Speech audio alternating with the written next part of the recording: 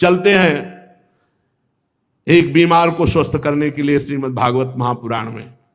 अहंकार का बीमार गजेंद्र, जब ग्राह रूपी रोग ने पकड़ा, पूरा उपाय कर लिया, 1000 वर्ष तक उपाय ही उपाय, हाथी हाथिनियां सब प्रयास किए, अपना बल लगा लिया,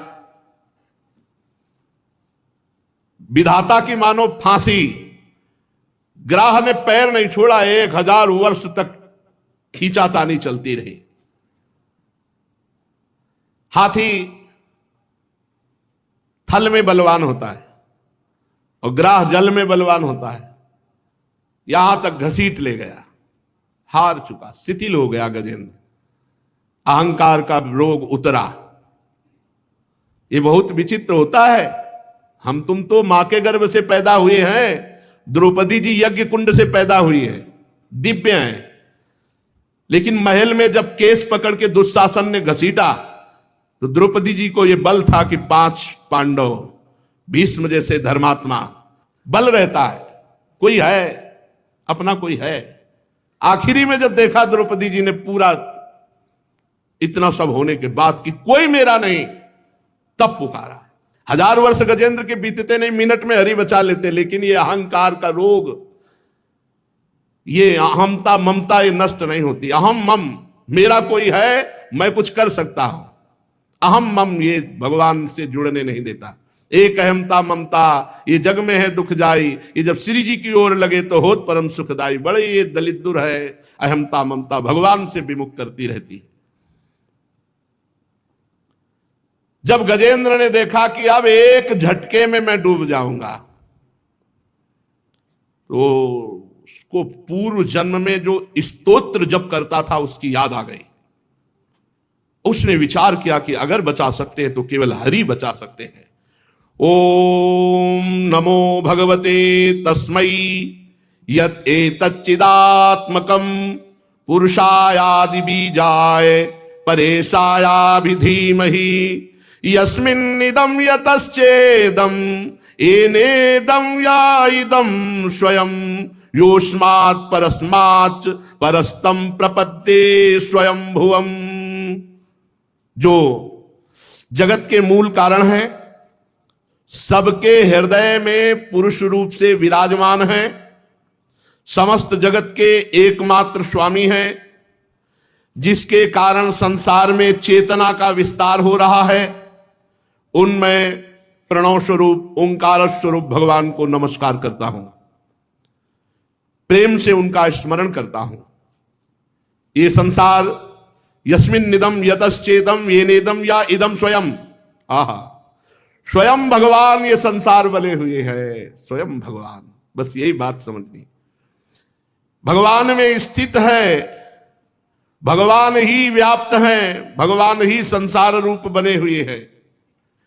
ये सब होने पर भी इस माया से सर्वथा परे हैं। स्वयं प्रकाश, स्वयं सिद्ध, ऐसे सत्तात्मक भगवान श्री हरि की मैं शरण लेता हूं। यह स्वात्मनीदम निजमाययार्पितम क्वचित विभातम क्वच तत्तिरोहितम अविद्ध दृक्साक्षुभयम तदीक्षते सा आत्ममूलो वतुमाम परात्परः। ये विश्व प्रपंच उन्हीं की माया से उनमें अध्यस्त है। ये कभी प्रतीत होता है और प्रलय हो जाने पर ये कभी प्रतीत नहीं होता, परंतु वो एक रस रहते हैं। सृष्टि रहने पर भी और सृष्टि का प्रलय हो जाने पर भी वो इसके साक्षी हैं, वो दोनों को देखते रहते हैं, सबके मूल हैं और अपने भी मूल वही हैं, उनका कोई दूसरा मूल नहीं है। वे समस्त कार्य और कारणों से अतीत प्रभु मेरी रक्षा करें। प्रलय के समय लोकपाल और इन सब के कारण संपूर्ण रूप से नष्ट हो जाते हैं। उस समय केवल अत्यंत घना गहरा अंधकार रहता है, परंतु अनंत परमात्मा उससे सर्वथा परे विराजमान रहते हैं। वे ही प्रभु मेरी रक्षा करें। भगवान की लीलाओं का रहस्य जानना बहुत कठिन है। वे नट की भांति अनेकों वेश धारण करते हैं। भगवान के स्वरूप को ना तो देवता जानते, ना ऋषि जानते, फिर दूसरा प्राणी कौन जान सकता है। जो वहां तक जा सके और उसका वर्णन कर सके, ऐसी किसी की सामर्थ्य नहीं। ऐसे मेरे प्रभु मेरी रक्षा करें। जिनके परम मंगलमय स्वरूप का दर्शन करने के लिए महात्मा गण संसार की समस्त आसक्तियों का परित्याग कर देते हैं और एकांत में अखंड भाव से ब्रह्मचर्य आदि अलौकिक व्रतों का पालन करते हुए अपने आत्मा को सबके हृदय में विराजमान देखकर स्वाभाविक ही सबकी भलाई करते हैं, वे मुनियों के सर्वस्व भगवान मेरे सहायक है, मेरी गति है। न उनके जन्म है, न कर्म है, न नाम है, न रूप है, फिर भी उनके विविध नाम है, विविध रूप है, विविध जन्म है, विविध कर्म है। विश्व की सृष्टि और संहार करने के लिए समय समय पर वो अपनी माया को स्वीकार करते हैं। उन्हीं अनंत शक्तिमान सर्वेश्वर परब्रह्म परमात्मा को मैं नमस्कार करता हूं। वो अरूप हैं, उनके कोई रूप नहीं, और वो बहुरूप हैं, उनके बहुत से रूप हैं। वो अकर्म हैं, वो कोई कर्म नहीं करते और सर्व कर्म उन्हीं से होते हैं और उनके कर्म बड़े अत्यंत आश्चर्य में होते हैं। ऐसे सर्वाश्चर्य में भगवान की मैं शरण में हूं, मैं उनको नमस्कार करता हूं। स्वयं प्रकाश, सबके साक्षी परमात्मा को मैं नमस्कार करता हूं। मन वाणी चित्त से अत्यंत दूर उन भगवान को मैं नमस्कार करता हूं। विवेकी पुरुष कर्म संन्यास अथवा कर्म समर्पण के द्वारा अपने अंतःकरण को शुद्ध करके जिन्हें प्राप्त करते हैं, स्वयं तो नित्य मुक्त परमानंद ज्ञान स्वरूप हो जाते हैं, वो दूसरों को भी भगवत प्राप्ति करा देते हैं। ऐसे भगवान श्री हरि को मैं नमस्कार करता हूं। भगवान सतोगुण, रजोगुण, तमोगुण, इन तीन गुणों के धर्म को स्वीकार करके शांत, घोर और मूढ़ अवस्था भी धारण करते हैं और वो तीनों गुणों से परे भी रहते हैं। ऐसे भगवान को मैं नमस्कार करता हूं, बार बार नमस्कार करता हूं। हे प्रभु, आप सबके स्वामी हैं, समस्त क्षेत्रों के एकमात्र ज्ञाता, सर्वसाक्षी हैं। हे सर्वसाक्षी प्रभु, मैं नमस्कार करता हूं। आप स्वयं ही अपने कारण हैं, पुरुष और मूल प्रकृति रूप में भी आप ही हैं। आपको बारंबार नमस्कार है। आप समस्त इंद्रिय और उनके विषयों के दृष्टा हैं, समस्त प्रतीतियों के आधार हैं। अहंकार आदि छाया रूप असत वस्तुओं के द्वारा आपका ही अस्तित्व प्रकट होता है। प्रभु, समस्त वस्तुओं के रूप में आप भास रहे, गजब है। सब भगवान बने हुए, समस्त वस्तुओं के रूप में आप हैं। मैं आपको नमस्कार करता हूं। आप सबके मूल कारण हैं, आपका कोई कारण नहीं, तथा कारण ना होने पर भी आप में विकार या परिणाम नहीं होता, इसलिए आप अनोखे हैं। आपको मेरा बार बार नमस्कार है। जैसे समस्त नदी झरने कहीं भी हो, वो सब समुद्र से ही निकले, समुद्र में ही जाएंगे। समुद्र से सूर्य रश्मियां जल खींचती हैं, वर्षा करती हैं, उसी से तालाब, झरने, झील, नदियां और सबका पानी फिर वहीं पहुंच जाता है। वैसे ही आप समस्त वेद शास्त्रों के परम तात्पर्य हैं। आप मोक्ष स्वरूप हैं। संत जन आपकी शरण ग्रहण करते, अतः भगवान आपको नमस्कार है। जैसे यज्ञ के काष्ठ अग्नि में अग्नि गुप्त रहती है और मंथन करने पर प्रकट होती है, ऐसे इस जगत में माया से आप ढके हुए हैं, पर मंथन करे विचार ज्ञान तो आपका अनुभव होता है। प्रभु, गुणों में क्षोभ होने पर उनके द्वारा विविध प्रकार की सृष्टि की रचना का आप संकल्प करते हैं। जो लोग सन्यासी हैं वो कर्म संन्यास करके, जो भक्त हैं वो कर्म समर्पण करके, आत्म तत्व का ज्ञान प्राप्त करके वो वेद शास्त्रों के ऊपर उठ जाते हैं। ऐसे आत्मा के स्वरूप में आप ही सबके विराजमान हैं। ऐसे श्री हरि को मैं नमस्कार करता हूं।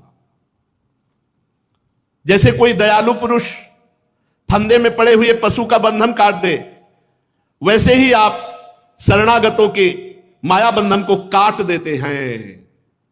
आप नित्य मुक्त हैं, परम करुणामय हैं। भक्तों का कल्याण करने में आप कभी आलस्य नहीं करते। आपके चरणों में मेरा नमस्कार है। समस्त प्राणियों के हृदय में अपने अंश के द्वारा अंतरात्मा के रूप में आप उपलब्ध होते हैं। ऐसे सर्वेश्वर पूर्ण अनंत महिमाशाली भगवान को मैं नमस्कार करता हूं।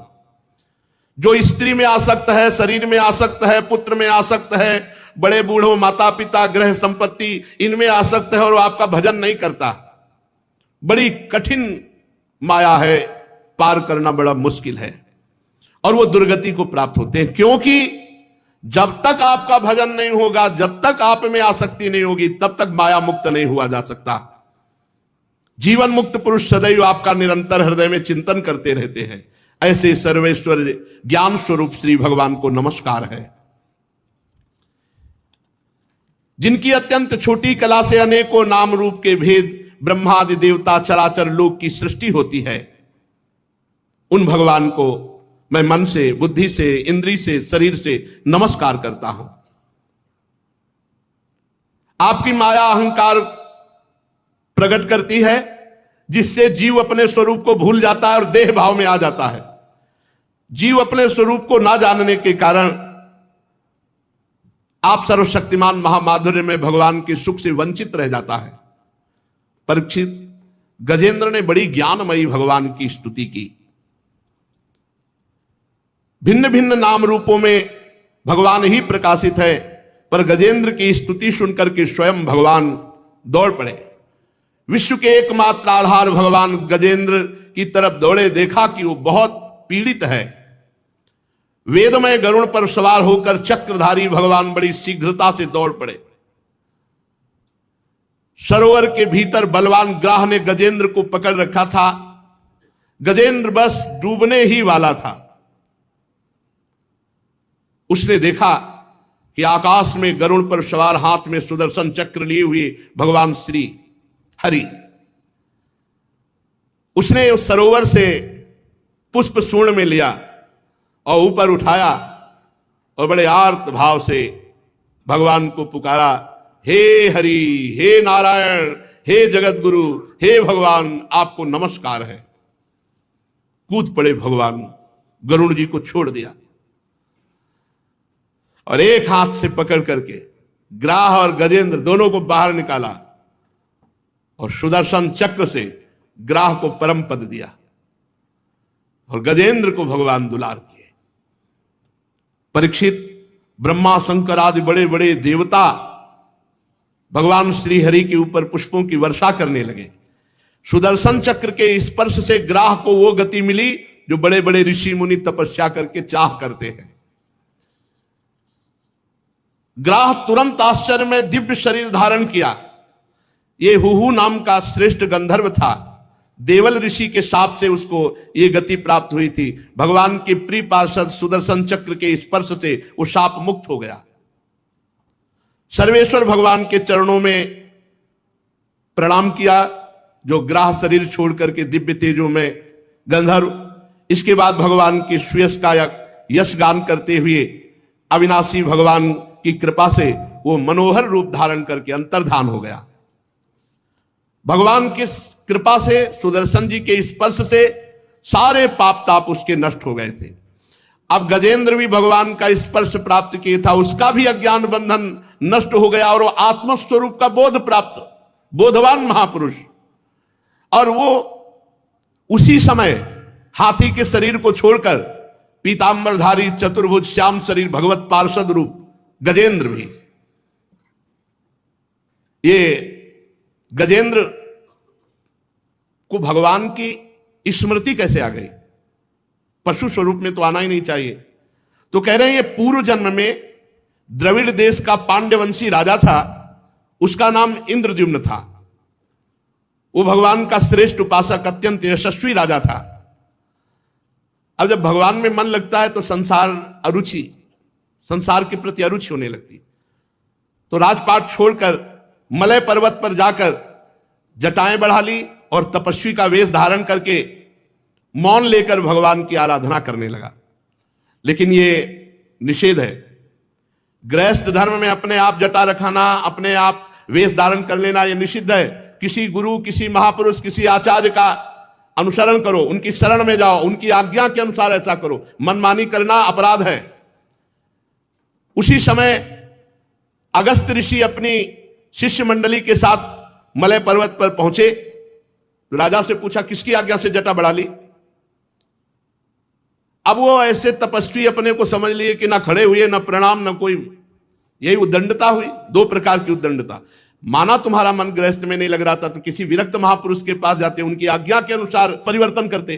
अब वो अपने आप गृहस्थ धर्म के वेश का त्याग कर विरक्त धर्म के वस्त्र धारण कर लिए और तब उन्होंने कहा कि प्रजापालन, गृहस्थोचित, अतिथि सेवा, धर्म का परित्याग करके एक तपस्वी की तरह वेश धारण किसके द्वारा किया? इंद्रद्युम्न वैसे बैठे रहे, कहा हाथी की तरह बैठा है।